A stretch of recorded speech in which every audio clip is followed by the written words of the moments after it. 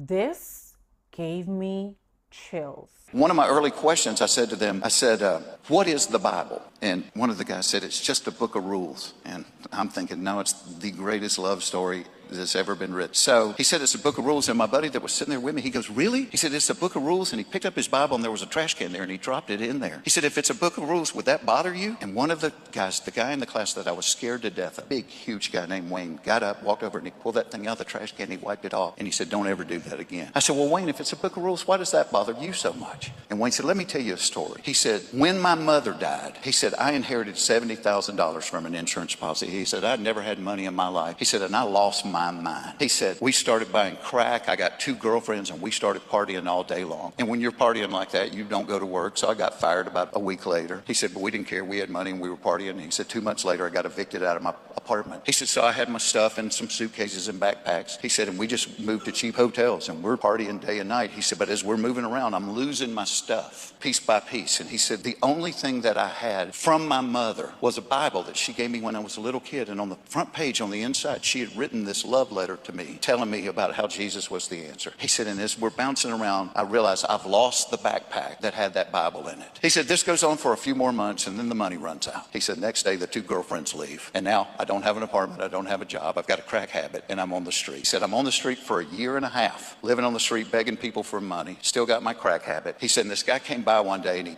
he picked 2 of us, said he needed help with a project. Wayne being a big, strong guy, he picked Wayne and another guy and he took them to a place about 100 miles away where this guy had bought an old apartment building, 2-story apartment building. He was cleaning it out. He was going to refurbish it and rent the apartments.